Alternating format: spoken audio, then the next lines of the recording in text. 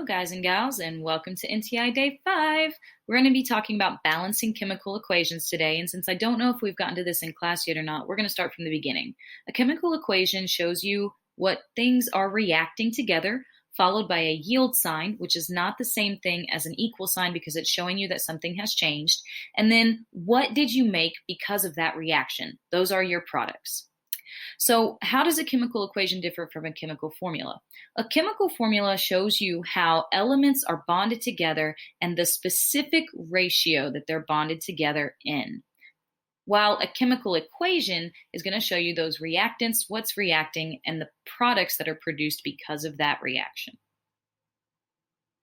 Now, how we balance an equation, we do that to show the law of conservation of mass.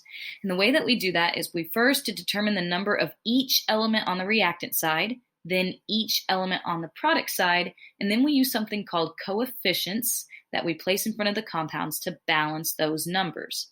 So what exactly is a coefficient and how is it different from a subscript? Well, a subscript is what I call a baby number. It's that number right there, and it tells you how many of that element you have in one of those compounds. A coefficient is a big number, it goes in front, and it's telling you how many of those molecules you have. So let's do a practice problem. Let's do this, it's pretty complex, but first we have to determine the number of each element on the reactant side.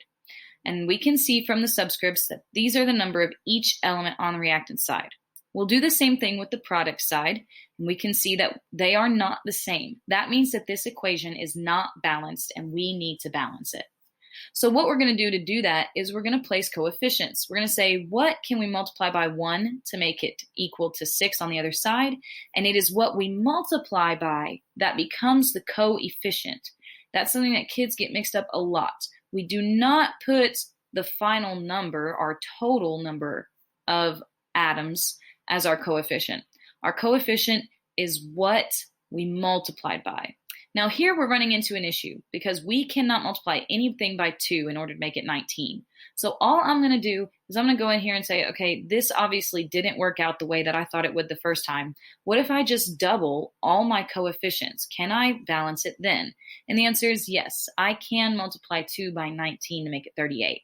But that messes up all my original stuff. Now my carbons and my hydrogens are not balanced. So what can I multiply by carbon and hydrogen in order to get them balanced? And we can see that that is 2. We place a 2 there, and it now seems that everything is balanced on both sides of the equation. So if we take a look here at this final one, we can see that everything is perfectly balanced, showing us the law of conservation of mass.